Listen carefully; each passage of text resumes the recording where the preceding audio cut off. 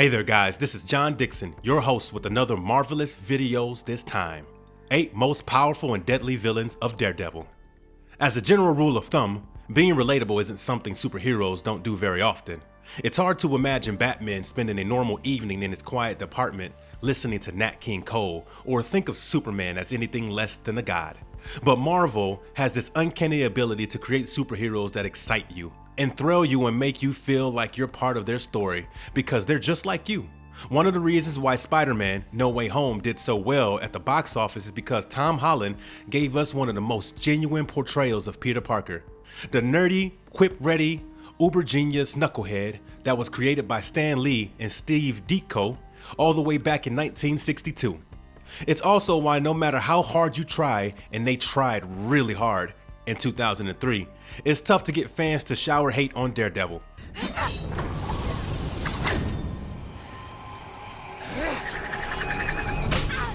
Despite his more recent brush with the dark side leaving him in an existential crisis from which he had to literally piece himself back together, Matthew Murdock remains one of the most genuinely inspiring superheroes in comic book history.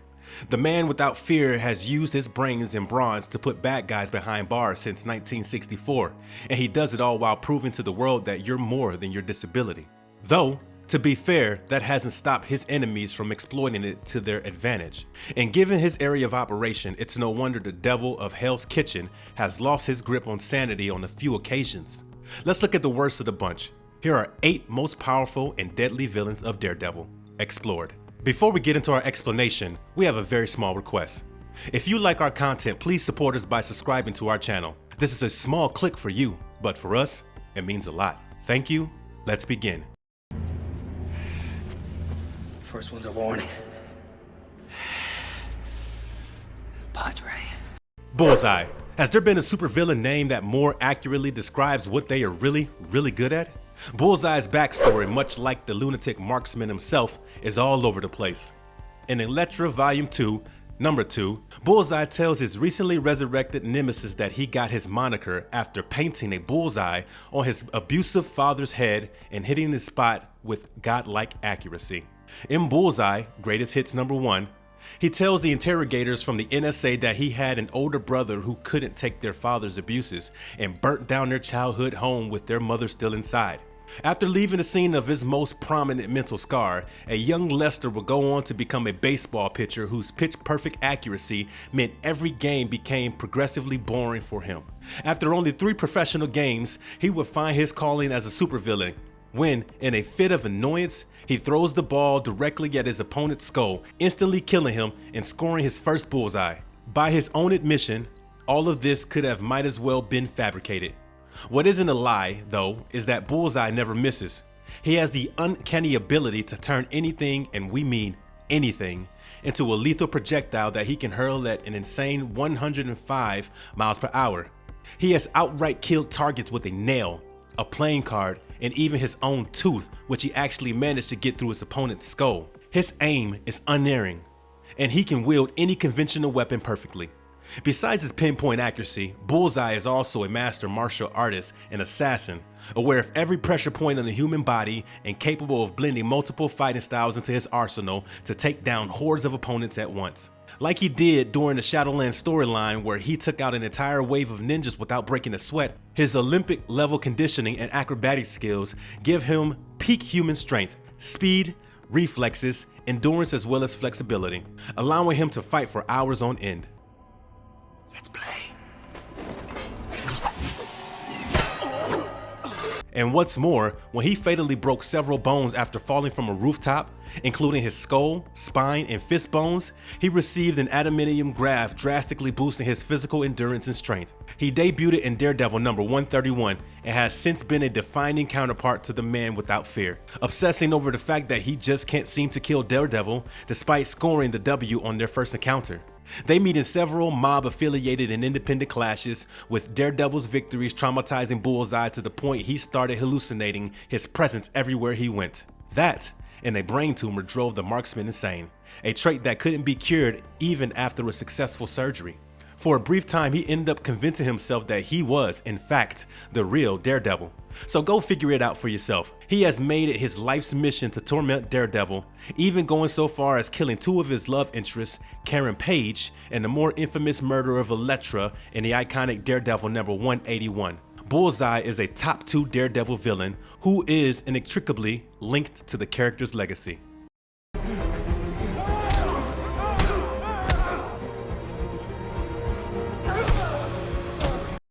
Wilson Fisk, aka the Kingpin. This guy is the other half of Daredevil's top 2 career-defining villain duology, and is arguably his arch-enemy. Though Wilson Fisk was introduced as and continues to be one of the primary villains of Spider-Man, it only makes sense that the man known as the Kingpin would eventually end up tussling with the law. He just happened to pick the worst lawyer to possibly order a hit on. Fisk grew up on the mean streets of New York City, and he'd just seen how bad a hand life can deal you. He was born into poverty. His father was a crack addict, and circumstances led him to killing his first man at 12. Somewhere along the line, the young Fisk decided to play the game instead of trying to run from it, and dedicated himself to a life of crime. He acquired every bit of knowledge he could about science, art, and political studies in his pursuit of becoming a leading figure in the East Coast mob. He also packed on serious muscle, to the point where he looks deceptively obese. Yep, you heard us right. Kingpin's iconic look isn't all blubber. In fact, quite the opposite. It's all muscle. By the time he was 15, Wilson Fisk has gained enough strength and knowledge to unite a bunch of ragtag, juvenile gangs and begin his ascent to becoming the Kingpin of crime. Being a central figure of criminal activities across the globe, it was inevitable that Kingpin's criminal empire would end up in legal crosshairs, and that's where Matt Murdock comes in. You're worried that Frank Castle will wreak havoc on Hell's Kitchen. First appearing in issue number 170 as part of Frank Miller's legendary Daredevil run, Wilson Fisk comes out of retirement as the Kingpin after the mob practically forces his hand, and he inevitably ends up on the Daredevil's radar. The two have exchanged many salvos over the decades, both direct and indirect, with Kingpin often hiring Marvel's best assassins, including our last entry, to get rid of the costumed hero in one way or another. Twice he has managed to actually get Matt arrested. The first time was when he manipulated Matt's ex-turned-junkie Karen Page to leak his identity and use the information to frame him for unethical legal practices. And the second was when he was serving time himself and used the fake Murdock papers to make sure Matt ends up in the same high-security prison as him. He also managed to outwit Matt a number of times. Most recently when he became the mayor of New York City and tricked him by offering Matt the deputy mayor's position and then turning the tables on him at the last possible moment. Their countless legal and extra-legal battle have immortalized Kingpin as the centerpiece of Daredevil's rogues gallery. Typhoid Mary is loose, but I'm telling you now, not much of a team player. I work alone. Typhoid Mary. One of us is tender, one of us is not. One of us takes vengeance, all four tied in a knot. To call Mary Walker's life tough would be an insult. She's seen the worst humanity has to offer since birth.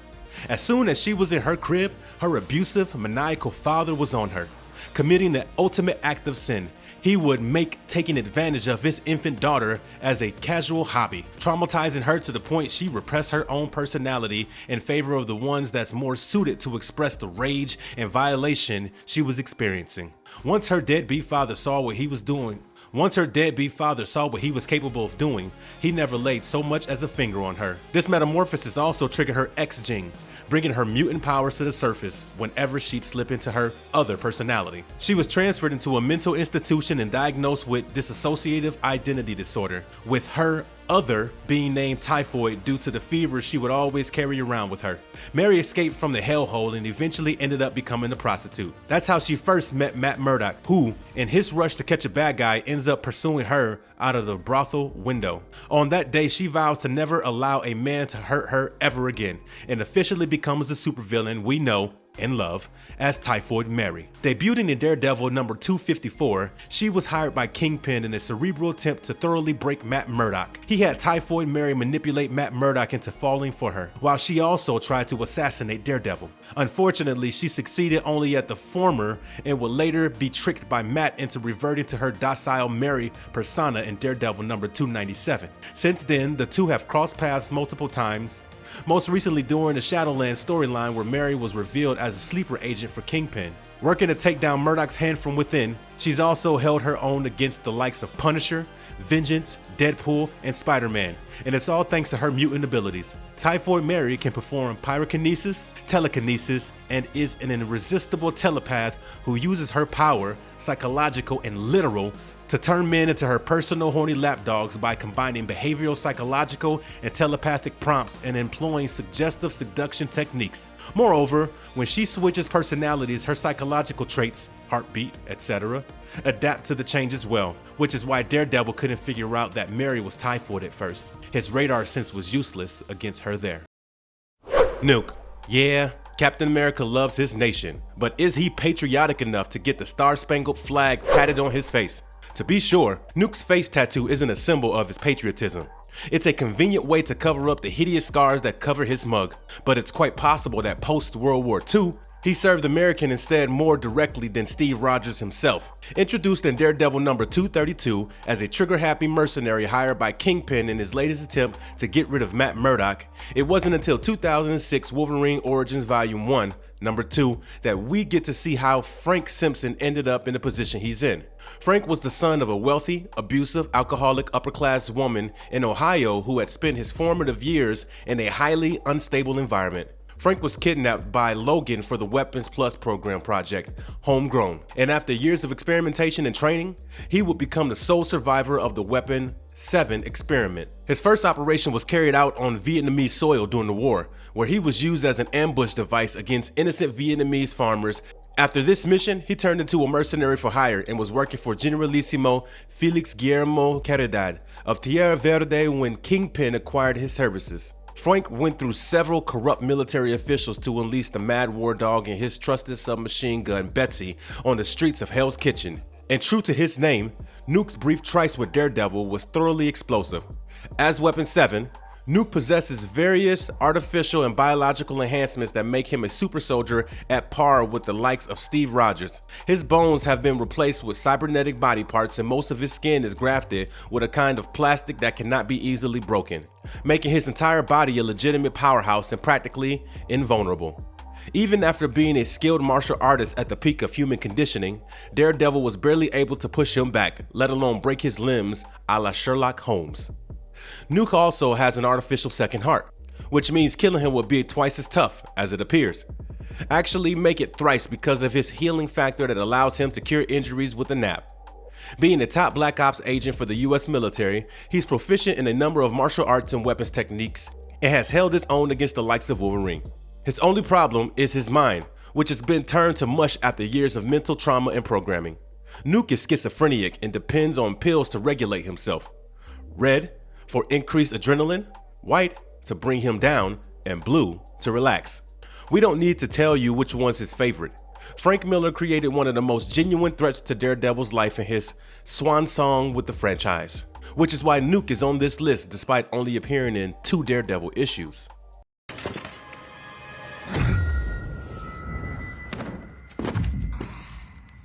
Echo.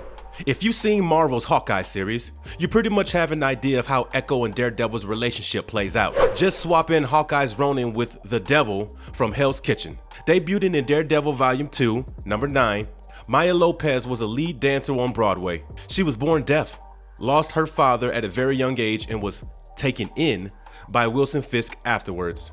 Maya grew up under the Kingpin's wing, training in all kinds of martial arts to prepare herself for vengeance.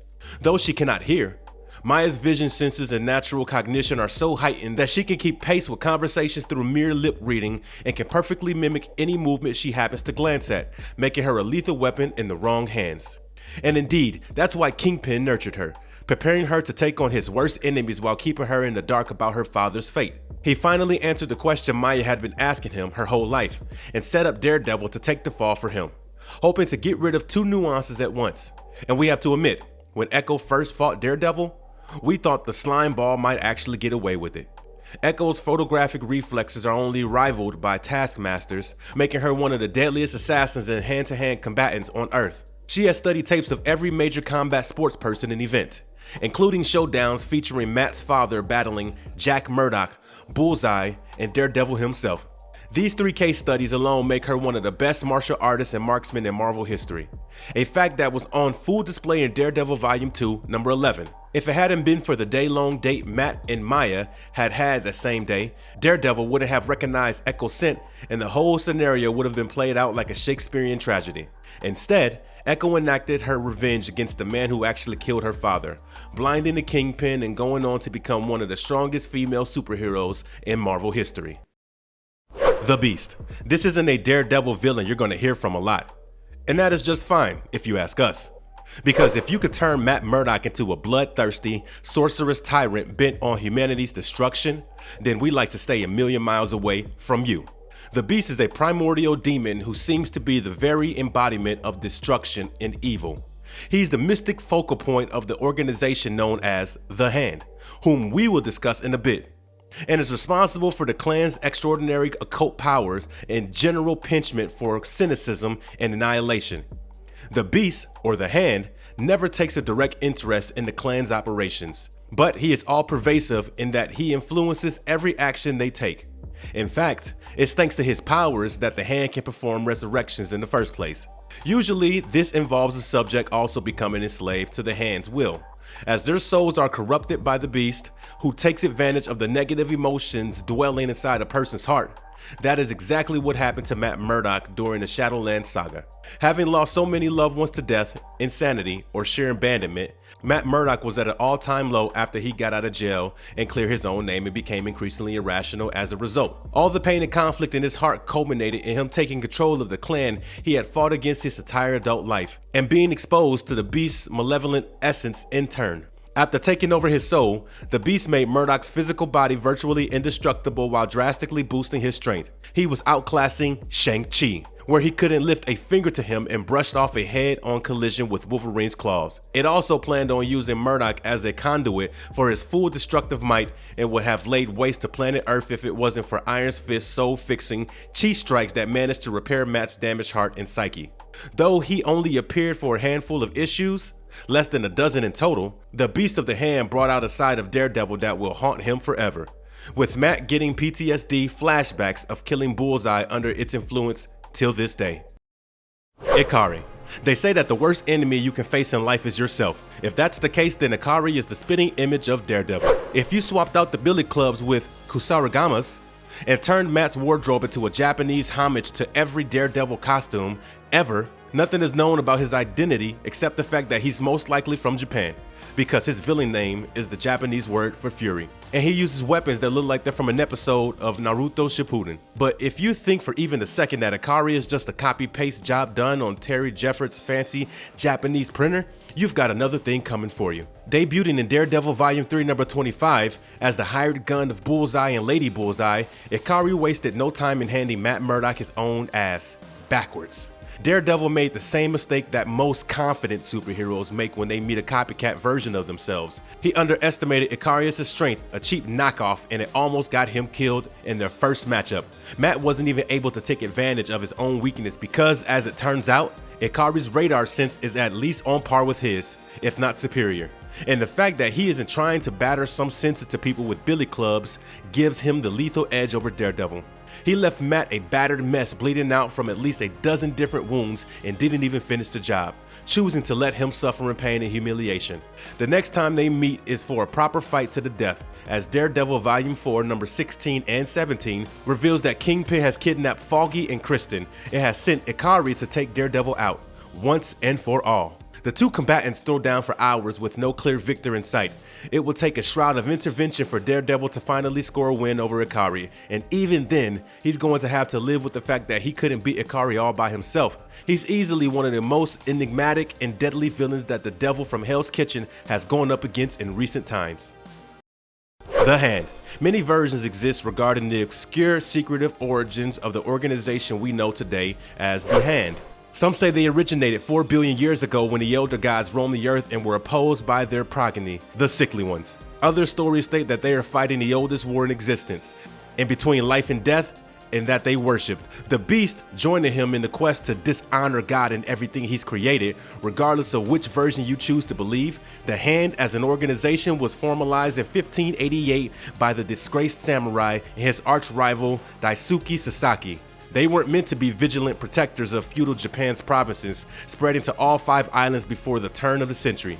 Sadly, fate had other plans for Yoshioka's Hand, and by the time Matt Murdock was born, the organization has become a global occult terrorist organization that even Hydra didn't want to mess with, initially. Anyway, it's as if they were predestined to end up on the Daredevil's radar, given his affiliation to the Chast and his close relationship with Master Split.